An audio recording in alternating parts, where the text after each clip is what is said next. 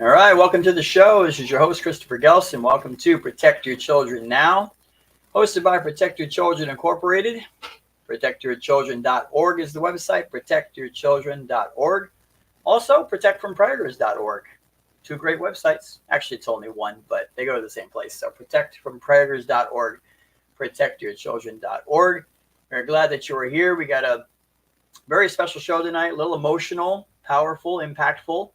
But we're honored to be able to bring to you a story that we feel is going to help protect a lot of children and also educate parents on the dangers of online predators. We have a 13-year-old. We'll call him Jay. Jay will be his name, Jay, anonymous, of course.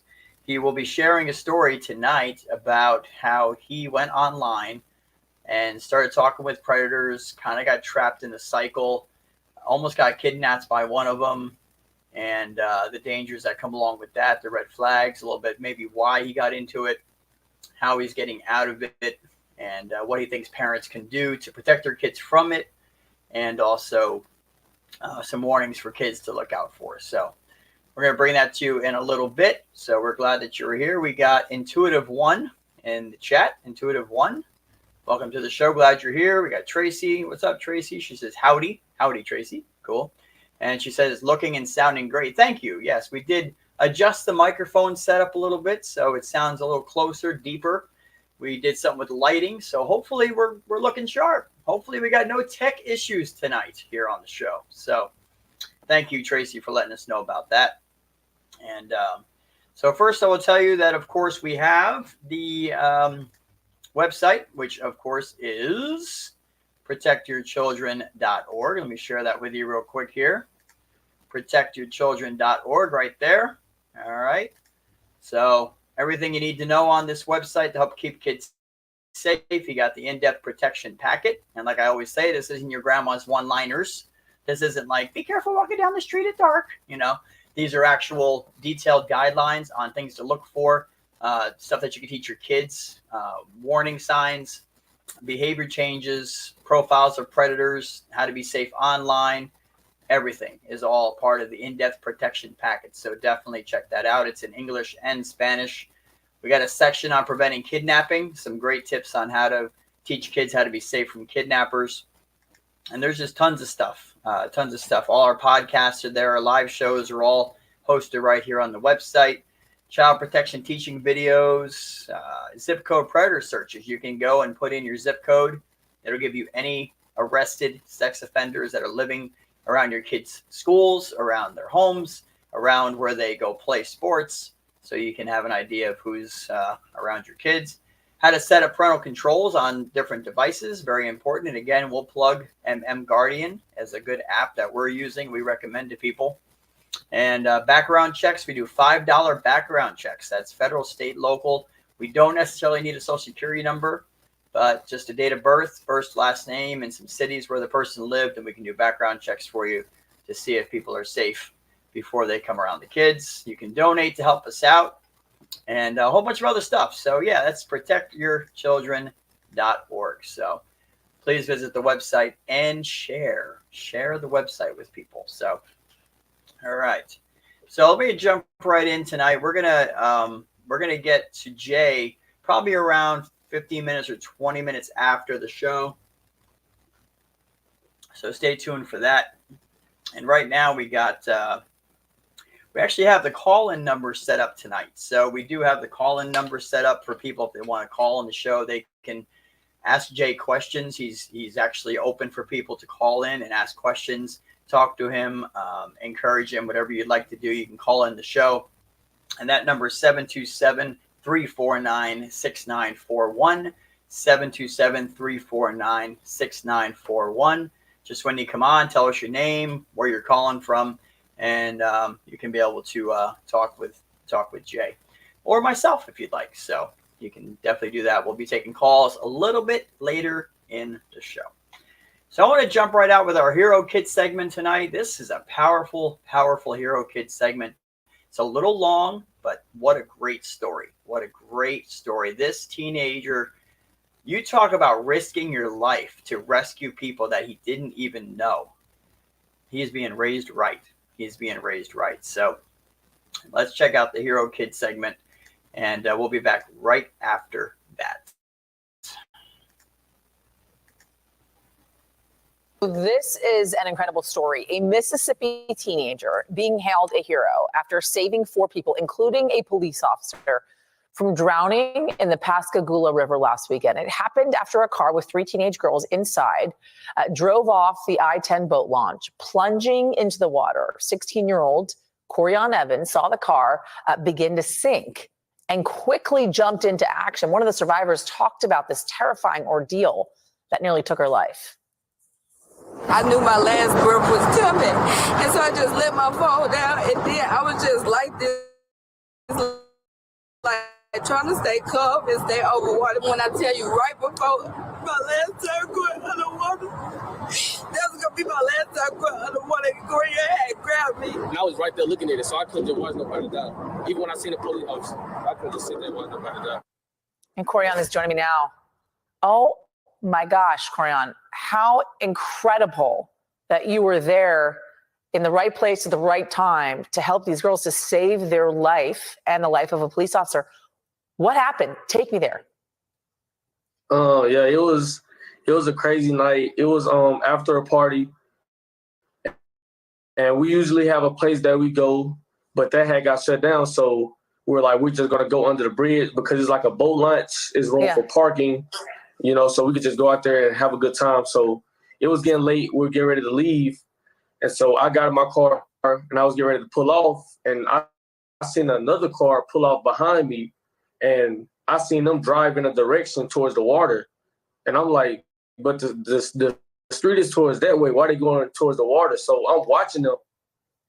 And going into the water is like a ramp going down into it. And so I'm watching them. And as I'm watching the car, I see the car drive straight down the ramp. And I'm like, I'm a little confused. I'm like, I know they're gonna I'm thinking they're about to get ready to come back up or reverse back up. But then I seen people run over there.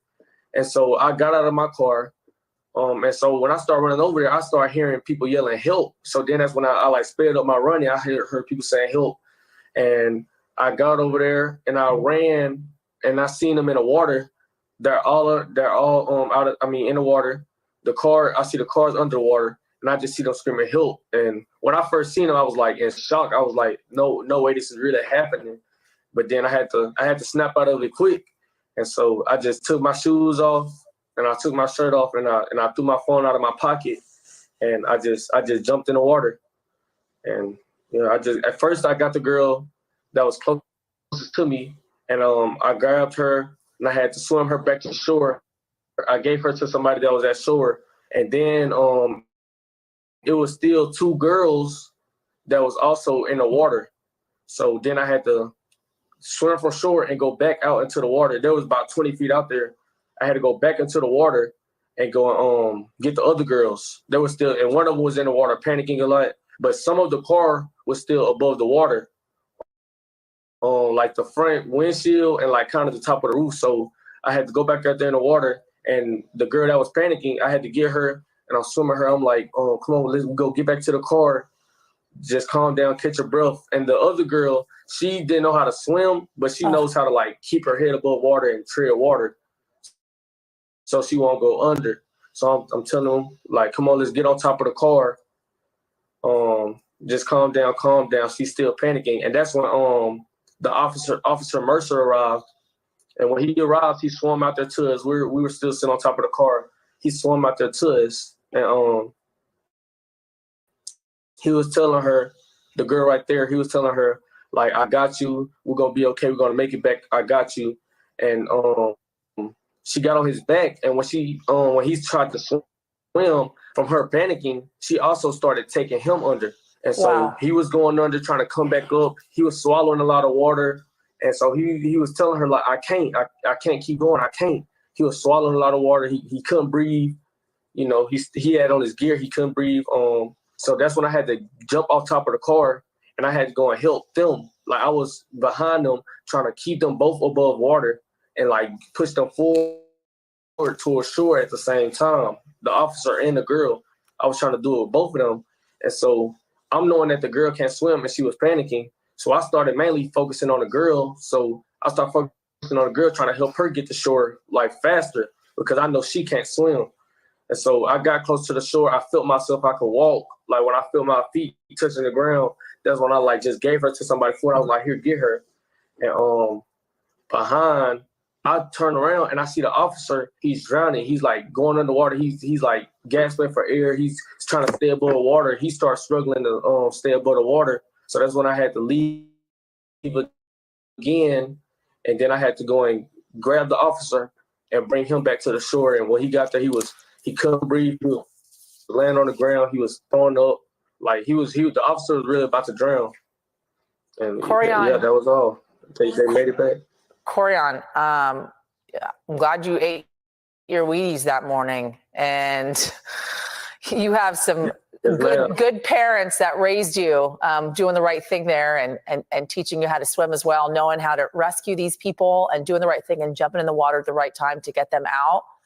We are blessed to have you in this world, and those girls are blessed that you were there at the right place at the right time. Thank you. Wow. Now that is what we call a hero kid. Right. That's awesome. Is that something or what? I mean, this is what you call being raised right. You know, he's 16 years old. 3 girls he doesn't even know, plus a police officer who I will say was white. See how that didn't come into the picture? Didn't matter if it was black or white or whatever, right? This is called humanity. And that's how we want to raise our kids, right? We want them to be able to think of others before themselves. And we also know that some things can get into their life that can ruin that. Drugs, alcohol, predators, all that can destroy a child's life and get them to think only about themselves and not other people. So we always want to salute the hero kids that are doing a great job out there and just making a difference. I mean, 3, even 4 people now, 3 girls and the officer have a life to live because of the bravery and the courage and the selflessness of one teenager. And that is a hero kid. So how awesome is that? All right. We got a quick story here. This is very powerful and emotional. This is a story of a 13-year-old girl who was literally talking to somebody online she thought was a friend for about 6 months. Again, parents, where were the parents? And she stepped outside the house just to say hi to the person. And what she went through after that is just horrifying. Now, she was rescued. That's the good part. But this fits right into what Jay's going to talk about tonight. And, it's very emotional and powerful, but we want to bring it to you because it just shows how dangerous it really is out there. And kids are in danger and parents need to be paying attention. So this was a teenage girl, 13 years old, that was kidnapped. Check this story out, and we'll be right back in a few minutes. 13-year-old Alicia stepped out of her parents' home and into a living nightmare.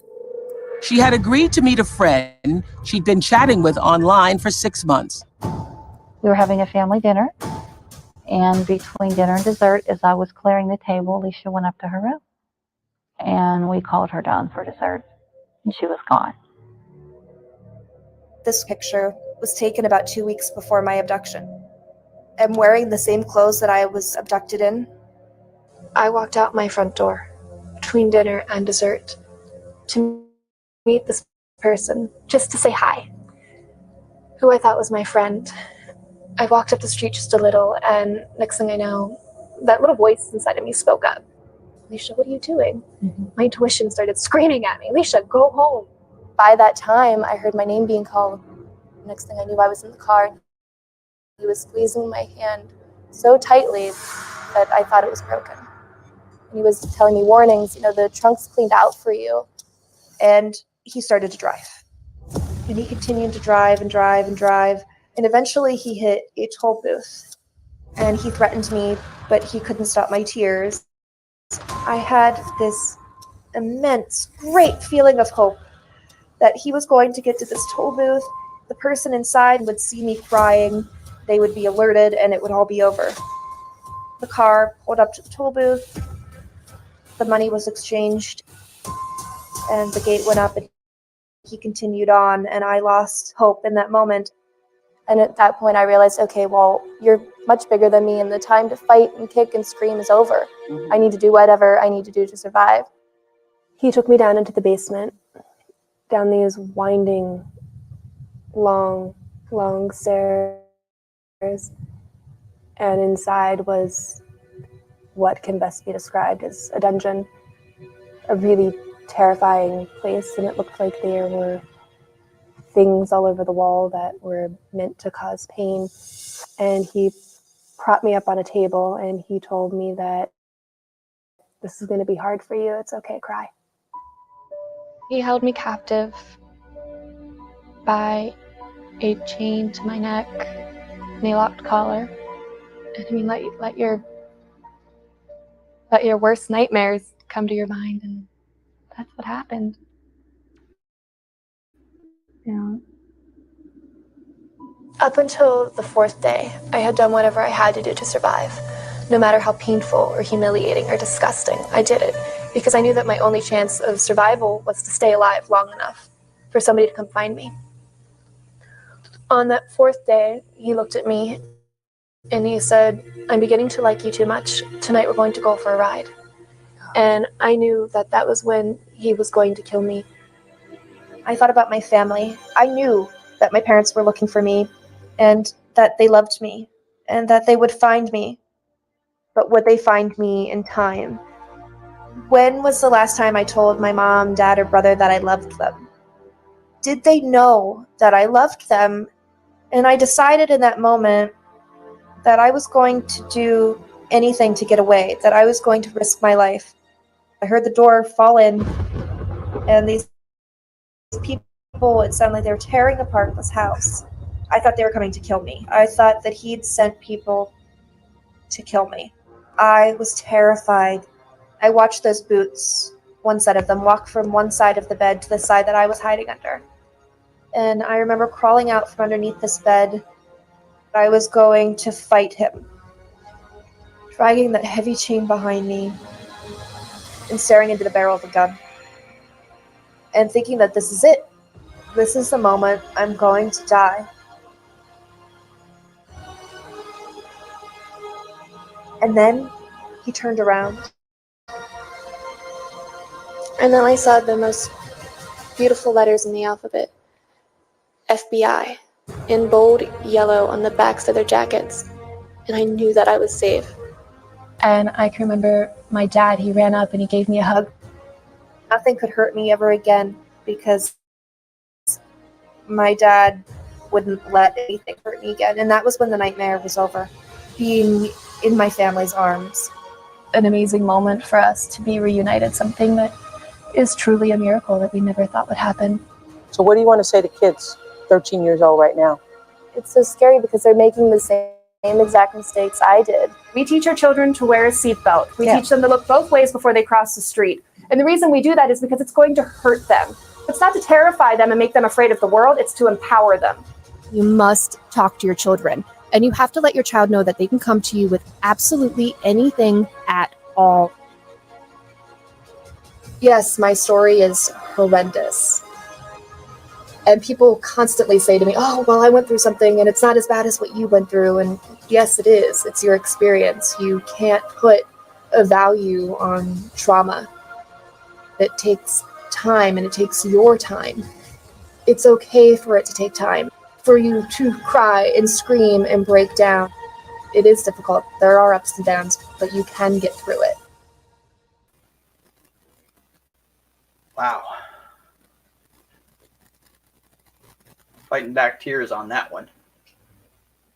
How powerful is that?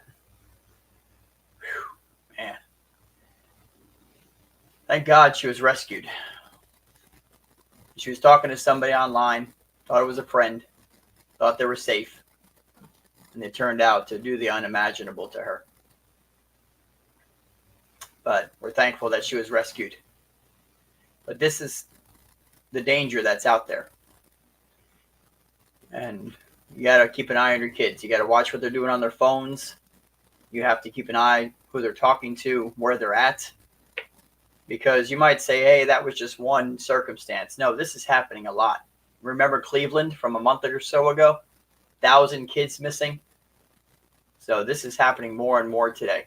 Kids are disappearing, and it's all because of social media. In fact, 90% of teen abductions since 2010 have been through social media. That's how it got started. So that's the way the predators are going right now. So keep an eye on your kids. Keep an eye on your kids. And Tracy says, brave young lady. Absolutely. I mean, you do what you have to do until you can get away. And she did what she had to do. All right. We're going to welcome Jay to the show. Jay that's an anonymous name. Jay. We're going to call him Jay. He will be off camera. Why don't you wave hi, Jay? There you go. There's Jay. Jay has quite the story to tell. We're going to say for a good 6-month period, Jay was talking with predators online, trading, doing all the stuff that kids can fall into online. And if it wasn't for God, and we believe this, that kind of got this exposed, who knows where he would be at this point. So the family had contacted us, and we got involved to help get Jay protected and to kind of help figure out how this all got started, what his parents and grandparents can do to help keep him safe, and to talk with him a little bit, counseling and whatnot, to try to help him out and get him through the situation. And so I asked him probably about a month ago if he'd be willing to come on the show. And he said, yes, he would. He'd be nervous, but he would come on the show. If you see me look away, it's because he's off camera. So that's why you'll see me looking away. But he did say he wanted to come on the show so that he can help educate parents and kids and help keep them safe and kind of share what he's been through. Now, if you guys remember a little bit about the story, I mentioned about somebody that he was communicating with, and the guy was in Canada. And this predator had basically said, hey, I'm in Canada. I might be able to get down there like next week or something because it's down in Florida. But he said, I have a friend in Orlando who would be interested in kids. And I can actually get you an Uber to, Orlando so you can meet up with this guy. And then somehow him and that guy would end up meeting up with the Canadian guy, right? Now, of course, we thought that was hilarious at the time because we're like, how the heck? He's not going to get an Uber. Like, I drive Uber part-time, and we can't pick up 13-year-old kids, right? And then, of course, you remember the show we did not too long ago where Uber is now allowing teen accounts. And we showed you just how easy it was to set up a teen account. They don't verify if I was a guardian, if I was a parent. I was able just to go in there and set up an account for a teenager, and then I can order them rides, and they can go wherever they want. Imagine what predators will do when it comes to sex trafficking children with that. You get a kid online to think that you're a nice person, and somebody gets into that Uber, and they'll never be seen again. They can have the situation that 13-year-old girl just had, right? So I wanted to bring you the article. Now, we did some background work. We were able to identify the username of the social media account. I'll keep out which one it was, private, of course. And we were able to do a background check and work backwards and find who this person was. And of course, the information has been all handed over to the authorities. And I want to share with you an article that was in the news actually about this crazy person. And this is the person. I don't know if you guys can see that well. It's probably kind of small, but Nova Scotia man chained teen gets 11 years in prison. And it goes on to talk about how this guy, it says the man who helped kidnap, chain, and sexually assault a teenage boy in rural Nova Scotia last year has been sentenced to 11 years in prison. Now, that was in 2013. So here we are at 2023. I'm assuming he got out a little bit early. And this guy had jumped online and was immediately trying to find kids. Like he went right back to it after 11 years in prison. And it goes on to talk about how he had chained this boy up in a cabin and then went and got a 5-year-old boy and did horrific, as you can imagine, things to these kids. Kept them chained up, sexually assaulted them repeatedly. Right? Very, very dangerous. And wouldn't you know that this is the person that Jay ended up speaking with? What's the chances of that, right? But these predators are crawling all over every end of social media, whether it's TikTok, Instagram, Snapchat, they're all over the place. And they're looking for a certain type of kid. And usually they got to work hard at it to say, well, maybe this child will be willing to do something, you know? But parents, guess what? There are kids, and Jay's going to share in a few minutes here, that for whatever reasons, which we'll get into, will go online to look for that attention. And it's a dangerous trap, but it does happen. And parents, if you don't think it happens, I know that we always talk about the predator going after the child, but we never think of the child going out there to the predators. But that's exactly what happened in this case. And Jay's not the only case. There are thousands and tens of thousands of kids that are out there communicating with predators right now, and parents don't have any idea because they're not checking their phones, they're not paying attention to their kids, they're not spending time with their kids, and their kids are going online looking for attention from these people, and it's going to get their kids killed. That's just what's going to happen. Parents, I know that sounds harsh, but that's the reality of it. That's the reality of it. So anyway, I welcome Jay to the show. Just want to thank you for being here. Seriously. You are anonymous, obviously. You're off the camera. Name has been changed for obvious reasons. You a little nervous? Yeah. A little nervous. Okay. I hope you guys can hear Jay all right. So let's kind of go, let's start at the beginning, right? So what was your first thought when you're like, I'm going to go online and start talking to people? What was your goal? To find anyone to talk to. All right. So it starts off as innocent as that. Let me just, friendship? More Communication. to trade pics. Okay. So, and this is what we all know as sexting, right? Sexting is you're sending pictures back and forth with people. Now, what was your goal of that? What did you think was going to happen? Like you're thinking, all right, if I send somebody pictures and they send me pictures, what was the best you understand? What was the reasoning for that? To hopefully find a girl that would send. Okay. Now, as you were getting involved in all of this, and of course you are anonymous, nobody knows who you are, but did it just isolate to girls, or did you end up encountering guys and all sorts of people? I started encountering all sorts of people. Now, did it surprise you that it was that? Like, how long would you say it took? It took a good hour or two until some guy texted me saying trade pics. Now, that's interesting. So, in that case, you would say, what, hours you said? Hour or two, yeah. An hour or two. Wow. Can you guys hear Jay? Let me know if you guys can hear him okay. He's off camera, but we want to make sure you can hear him. Please let me know in the chat. So, just really an hour or two. And all of a sudden, there was this predator, right, saying, hey, you want to trade pics? Just like that. Yes. So what does that tell you about how many predators are out there? Tells me that there's a lot of predators waiting for 1 minute till a child looks like they will trade pics. And they'll just jump right in there. Yep. And you know what's crazy is these predators don't have, Tracy said she can hear fine, thank you. They don't have any concern at all, right? I mean, they're not thinking, you could be a fake decoy from the police. I mean, you could report them right away. The cops could be at their house. I mean, anything could happen, but they don't seem to care, right? They're just like, hey, I'm just going to do this illegal thing. And they don't seem to think they're going to get caught, right? Right. And that's crazy. So the intention is, let me find a girl.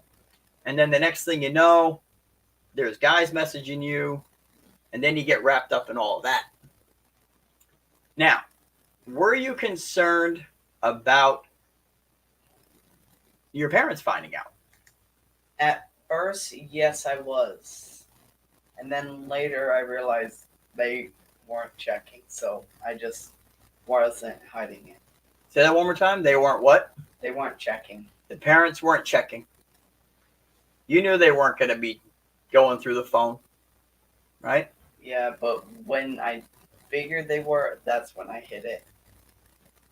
And then now, what happened when you hid it? Did you feel a bit more bold, like when you were hiding it? Kinda.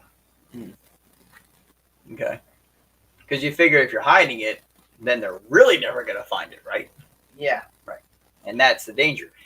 So, did you see a progression? Like, was it like, did you see things progressing? Like, so some of the screenshots of the conversations were shared. Obviously, screen names and all that were kept out of it. But so the conversations, some of them were just basic, you know, hey, how you doing? Like we see on the screen, right? Are you gay? Are you straight? Are you bi? How old are you? You want to trade pics? You know, those are can be some of the warning signs, right? Now, if somebody just says, how old are you? No, that could be just someone who's, you know, could be a girl interested in, hey, how old are you? Maybe I want to date you, right? Could be. But at the same time, a predator could use that too. Let me just find out how old you are. Because predators have a certain age and look in mind that they're looking for. And that usually goes back to a whole bunch of other factors which we've talked about on the show previously. And Marie wants to know, how were you hiding it? But we'll get to that. So they will look for a certain age group. They'll look for a certain type of child. And oftentimes they look for a child. Now, think about this. If there's a predator looking for a child and they see that this child is taking pictures, taking videos, posting stuff, do you think that predator is thinking, oh, their parents must be keeping an eye on them? No. Exactly. See, that emboldens them more because they know that if you're getting away with this, that nobody's watching you. Nobody's taking care of you. That's exactly what they're thinking. Like nobody's taking care of you. So therefore they figure they can get away with this even more. So, all right. So how were you hiding it? That's a good question. It was mainly, first it was on regular messages, and I was just hiding the phone numbers by putting it as different names, like teachers or siblings or parents, and deleting the messages. And then after they were done checking it, I just changed their names again. Wow. See that, parents? See that? Kids are smarter than we know when it comes to tech, right? And that's why you can't just, you know, oh, just let me check their Facebook messages. Nope, nothing bad there. We're good. No problem, right? Now, did you have one account for all social media profiles, or were there multiple accounts? I had one account for trading pics. The other accounts were just for regular family, friends, normal stuff. See that? So you can go to, like, say TikTok or Instagram or Snapchat, and you can look at their phone and it looks like everything's all normal. But if you go click where they're going to sign out or where they can change accounts, there may be other accounts listed there, right? Because the kids know better. You know, they're going to have one Facebook account where they're just like, oh, school sucks, you know, and mom goes, stay in school. And then, oh, okay. And it seems like everything's all normal. But on another account is where their real life is, outside of the view of the parents and anybody who cares, right? Right. Okay. Now, at any point did you start being concerned at all?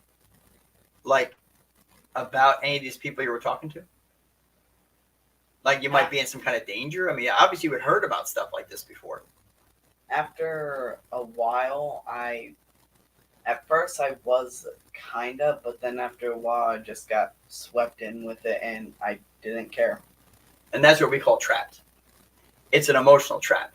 Like you get so involved in it that nothing matters really anymore. Like, as long as you're able to do this thing, you're unstoppable. Right? Yeah. Unstoppable. Now, when it comes to, let me just bring an aspect of faith into this. Because we saw a report last week that more and more Americans now believe that sex between teenagers is okay. And we have politicians that are trying to say that pedophiles are not really bad people. And everything is starting to change now, right?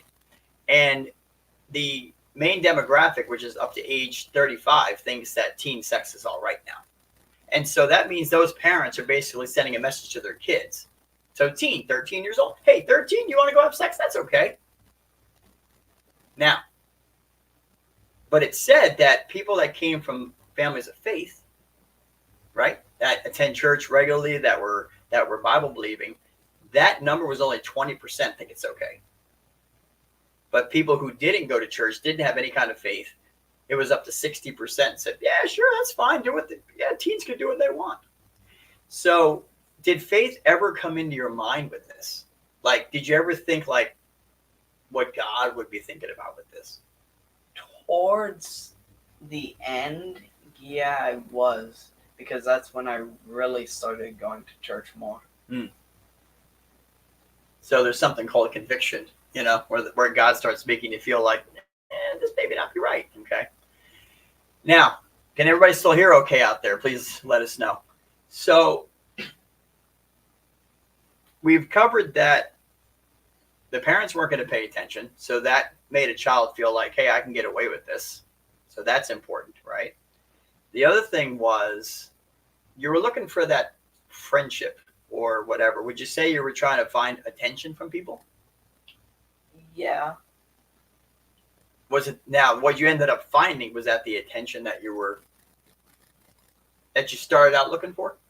Kinda. Okay. You would say that some of this was, let's be honest, did hormones play a part in this? Yes. Okay. A big part. And that's something else, parents. When kids are sexualized the way they are, with the culture, with the music, with the media, and all that stuff, the movies, they're being hypersexualized. And we've talked about it on this show before. The enemy's goal is to desensitize first. So anything that people might be sensitive to, like, oh man, I don't really want to be seeing people having sex on the screen. But you show them little bits of it enough, put it in front of them enough. And eventually it's like, oh, it's no big deal. I've seen that 100 times. That means desensitized. It's still a big deal, but it's like, I've seen it so much it doesn't really affect me anymore. That's the enemy's first step, desensitize. Then demoralize. So anything that you hold as a moral value, like this is wrong. I'm not going to go down this road because God says it's wrong because I feel like it's wrong. The enemy has to demoralize next. Get you to throw that away. There's no God. You weren't created. You're just a piece of plasmic whatever, right? Your life doesn't mean much. You're just here for a while and then you're gone. There's no consequences after you die. Break the morals down. Desensitize, demoralize, then hypersexualize. Put as much sexual stuff in front of your face as possible. Music, friends, pornography, everything that they can. Put it all right in front of you so that your hormones get absolutely raging on fire. Then the final step is the predator's attack. Because now they've got kids whose morals have been broken down. They don't really think what the predator wants to do is that bad. Because, I used to think it was bad, but not really much anymore. They've got you hypersexualized, so therefore kids are willing to go out and do this because it's going to feel good, right? And then the predators can attack. And then your whole life is altered and changed. But that's the goal, right? So hormones definitely played a part in it. Now, we're going to take calls here in a few minutes. If you guys want to talk to Jay, ask him any questions, he's willing to talk to people. Again, the number is 727-349-6941. 727, I'm going to put it in the chat, 727-349-6941.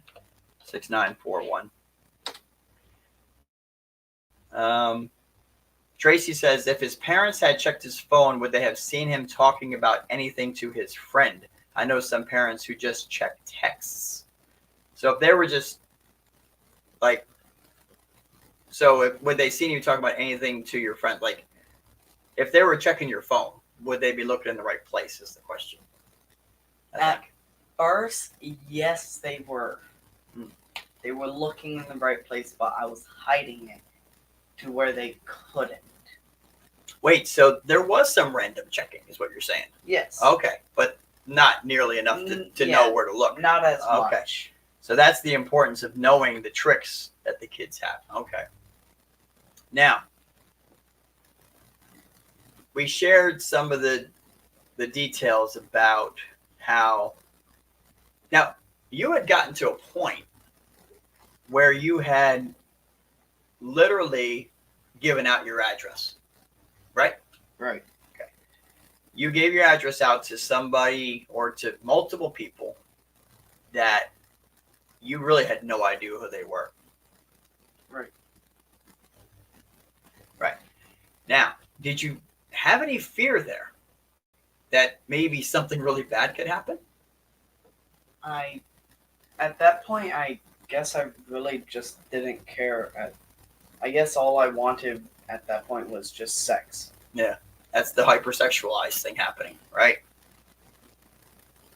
Think about that. When a kid becomes so hypersexualized that all they can think about is not danger, but who's going to give me sex? Wow. So we going through all the messages and all of stuff, we figured that you gave your address out to at least 3 or 4 people. And the scary part is that 2 of them were not far from here. Okay? We're going to leave the towns out, but 2 of them were, we'll say, within 30 minutes of where you lived. Right? And you also had a situation where, and you're not sure if this is connected or not, but where you were riding your bike. And you told me about a situation where somebody tried to grab you off your bike. Yeah. I mean, that if that wasn't connected to what you were doing, it was a sign from God, right? Like, hey, this person would have really just tried to grab you off your bike. I mean, that's pretty scary, right? Now, you talked about a situation with the app Grindr, where you told us that somebody actually came to your place where you live. Yes, but not the exact place. But you saw them. Yes. You saw them. So somebody came right to where, I mean, within close range. We're being discreet here for obvious reasons, but like you could go outside and see the car. Yeah. So this person literally was coming to basically pick you up. Yeah. Now, you didn't go out there. What stopped you? I just had a feeling that I knew something was going to happen besides what I thought. Thank God. Kind of like that girl was sharing, the 13-year-old, where she said, like, she had that little voice that was saying, what are you doing? Go back inside. Like, what? But before she could do anything, somebody grabbed her. But it's a good thing that you thought that ahead of time. So what we're seeing is that these predators, they are bold. They will come right to the place and think that it's absolutely normal, like this, that they're going to get away with this. Right? I mean, how scary is that? You know? So what would you say you've learned? We're going to open up the phones here. If anybody wants to call or text Jay a question, we'll take a call or text right now. The number is 727-349-6941. 727-349-6941. So what would you say you're learning from all this? Like, if you had to say, what was the main reasons? Like, are you figuring out, like, as you've had time to reflect back now, and it's been a few months, you know, what have you learned from all of this? Mainly that even if your kid is acting all normal, you still should check her or his phone whoever, and just check it on a regular basis, or put parental controls on it, make sure where they're going, keep a close eye on them, and just think how your kids would think. Think how your kids would think. Yeah. Because it's the parent that says, this will never happen to my kid, right? My kid would never do this. He's the good kid, right? He's the good kid. My child would never do that. I don't have to check that because they know better, because I've told them. It's that kind of thinking, parents, that ends up in bad situations. And listen, kids are good, but you know what? They're in a battle right now. Not only a battle for their soul, but for their mind, for their heart. And that enemy out there wants to steal, kill, and destroy your child's life. That's it. That's the goal. And it's the promises of, hey, I'll take care of you. We see it on the screen here, you know, and just come with me and I'll make sure you're okay because I love you. We've seen predators telling kids that I love you and I'll take care of you. I'll be a daddy to you, right? And it's like they're playing on those sympathies. They're telling kids what they want to hear. But do you think that their goal was they really want to care about you, or did they want to have sex with you? They want to have sex. That's it. They wanted to use you. They wanted to use you, and that's it. They wanted to use you. And that's one of the important things that we've been trying to teach, Jay, is that these predators don't care about you. They care about the way you can make them feel. That's it. And if something bad happens to you, oh well, then move on to the next kid. And so that raises the question of, how do you feel about yourself? Right? Like, did you ever feel like you were worthy for more than just sex at the time? Kinda. Not really. Not really. So I'm going to get sex because that's what I'm good for. Does it sound like that? Or it could be off. Okay. So I'll answer this question because of we're keeping everything anonymous. But Marie wanted to know, how did it stop? So without saying any names, right? Obviously, you want to address that? How did it stop without saying any names? So originally, how did it finally come to the surface? I stopped by my family members adding parental controls and checking on my phone. And wait, back up. How did it get exposed? And we know this because we were talking to the parents. So how did this finally get exposed? First time was my brother just randomly checked my phone. Second time, it got exposed by parental controls. There you go. Right. So that's kind of how it actually ended up stopping. Because and we think it's a God thing totally, that his brother happened to, they usually you left your phone unlocked or something.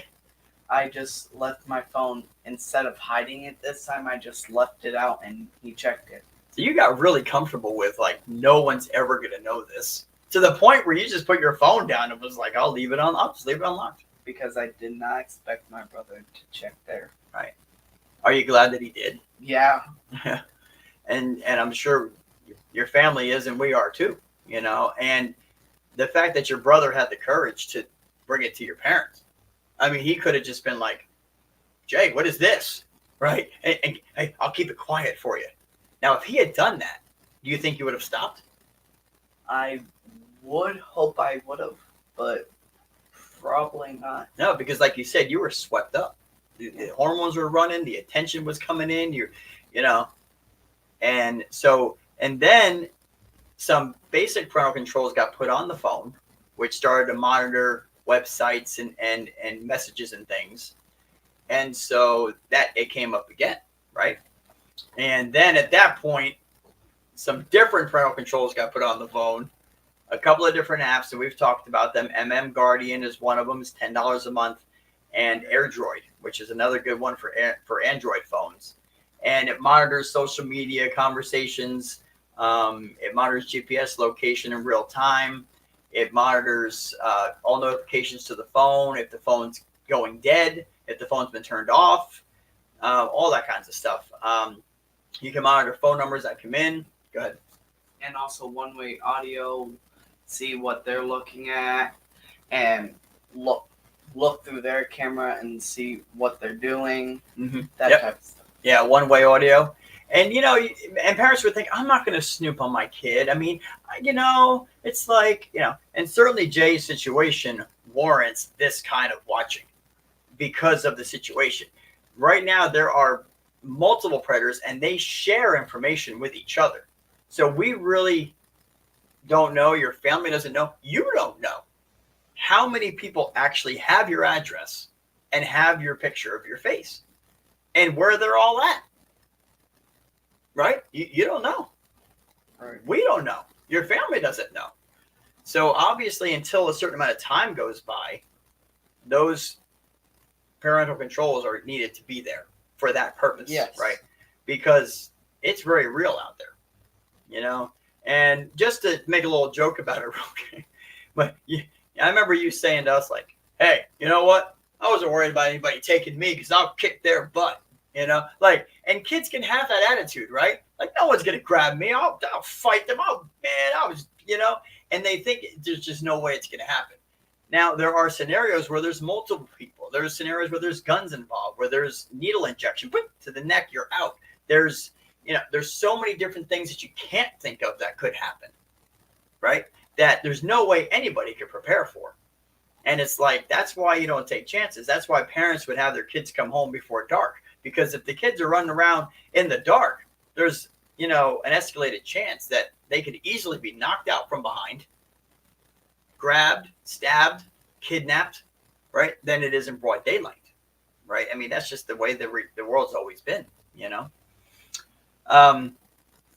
Marie says, did you tell any of your friends?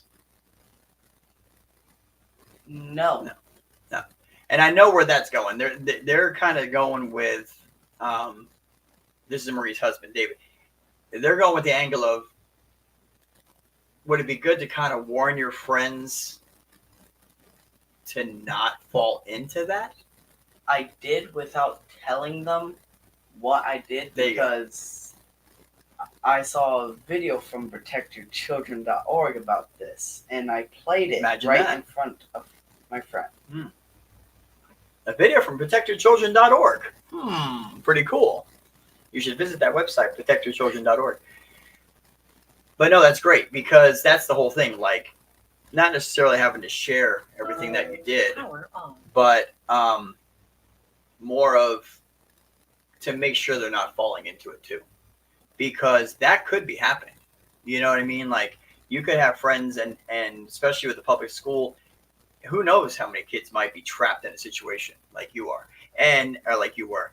And some kids still may think it's okay, and other kids may have realized it's not okay, but now they can't get out. And, you know, maybe they're not going to be as lucky as to have a hero brother like you did that stepped up, you know. Tracy said his brother is another kid hero, as is for Jay for talking on here to help other kids. So what do you want to say to Tracy? Thank you. He says thank you. Thank you for that. Except for he's not as skinny as them. All right.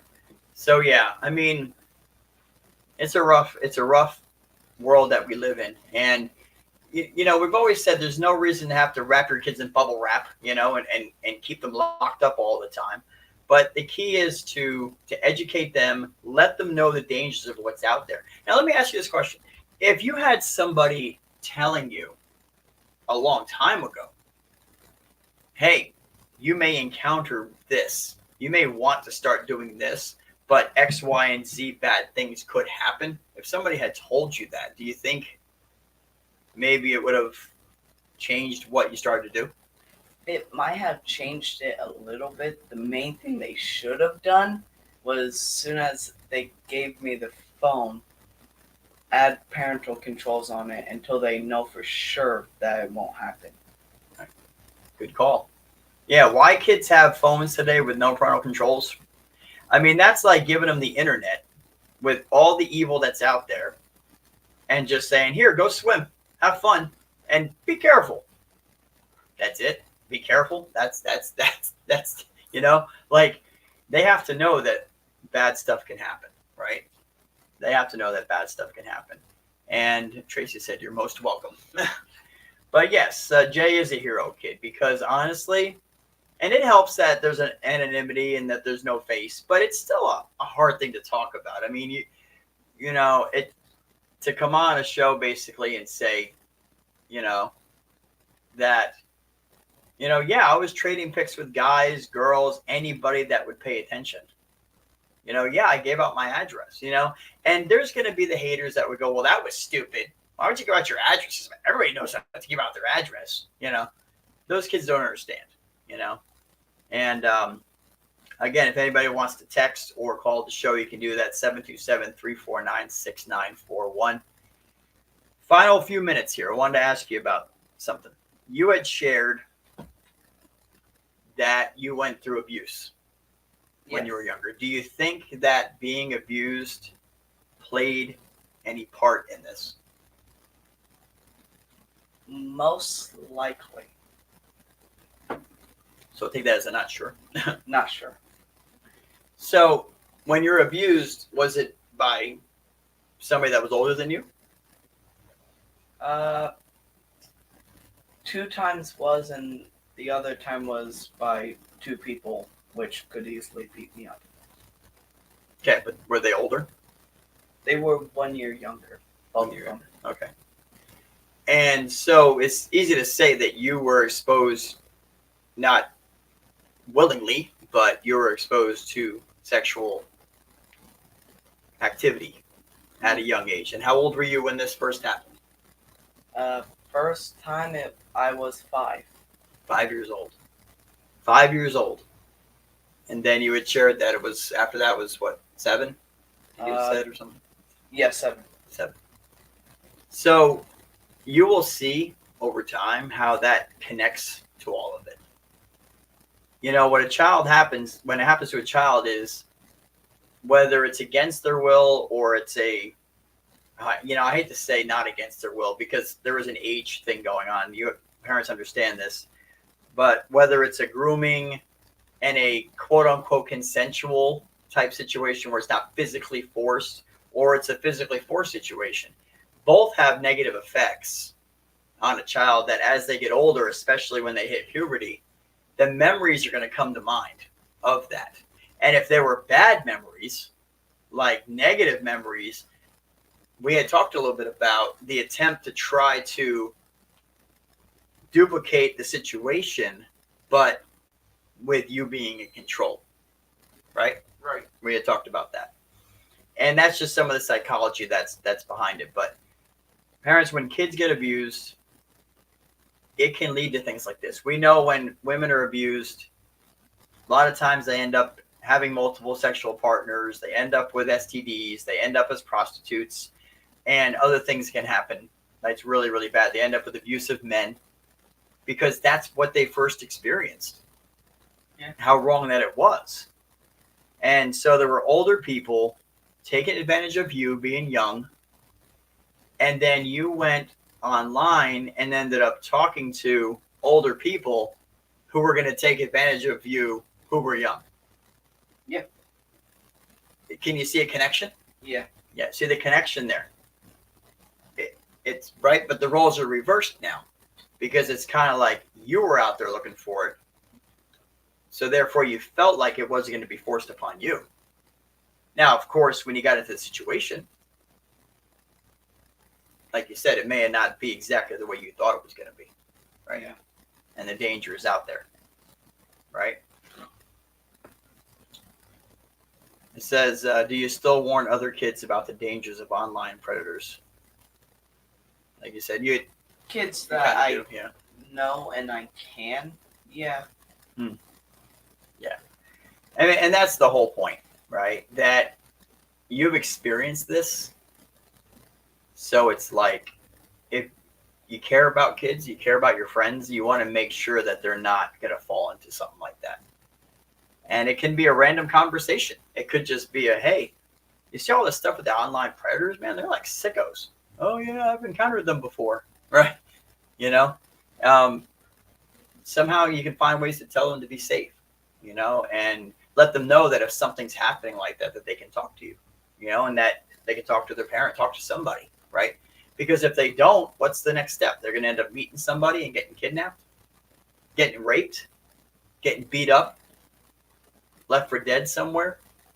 I'd hate to think that maybe you knew or I knew that that was going to happen to somebody and I didn't say something.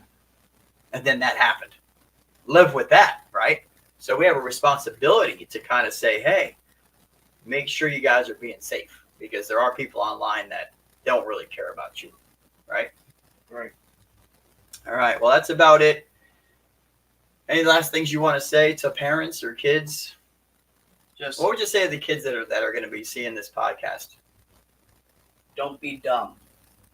Meaning, As look for warning signs. Anything. If someone texts you, ask your parents about them. See if your parents will let you add them or talk to them. But just be smart out there and look for the warning signs. yeah. And they'll look for attention in the wrong places. Yeah. And that's hard because sometimes kids don't have someone to turn to, right? Yeah. And also just focus on life, your school, and if you're Sports. Christian, God. Yeah. And sports. Yeah, Right? and You're a big sports. sports person. So, you know, find something that you love, that you're good at, focus on that. But you always have to keep your guard up. That's just the bottom line. And we've seen it week after week after week. We bring it to you on the show. Teachers, coaches, volunteers, all over the place, right? Priests, pastors, they're all getting arrested. Disney workers, cops.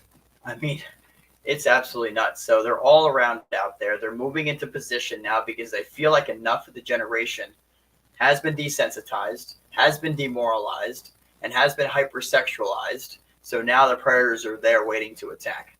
And final thought is what we've seen over and over and over again is kids that were talking to predators for 6 months or even longer before something terrible happened.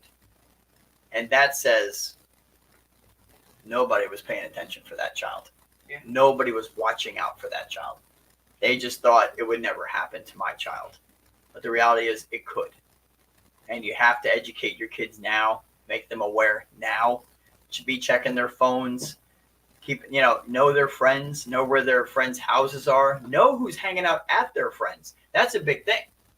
They could be over there with their friend Johnny, but Johnny's got an uncle living there or an older brother who might try to abuse your child. But I didn't know there was a Joey or an uncle there. Had no idea. I thought he was just going to hang out with Johnny. Right? So you need to know who else is in the house. Like, who else is going to be around? What other adults are around your kids that you don't know? I mean, that's important, right? You know, if your friend's going to hang out with their friend, you know, and you know that the friend might be bad news, aren't you going to tell your friend, hey, let me come with you for the first time to make sure that this person's okay? Of course you would. But we're going to let our kids go down around the corner, down the block, a mile away to their friend's house and not have any idea who they're spending time with? Right? I mean, that's just dangerous. So, all right. That's the end of the show for this week. I appreciate you guys being here. Jay, thank you again. You're welcome. You know, for being here. It's brave. And we're confident that his parents and us, we're going to stay involved and help to keep him safe as best we can. And parents, please share this, learn from this. We'd hate to see this, you know, only get 20 or 30 views. And again, it's not about views. It's about education and about protecting kids. So you really got to share the podcast. It's available all day tomorrow. The next day, we're going to be posting it. Please, please, please, please share the podcast on your profiles. Share it on Twitter. Share it everywhere you go. Tell people about it. Anybody who's got kids, even if they don't have kids, there's stuff that they can learn from this. So please share this. Like, subscribe, all that good stuff to our social media. And until next week, we thank you for being here. And this is Chris with Protect Your Children Incorporated. Until next week, God bless and keep protected.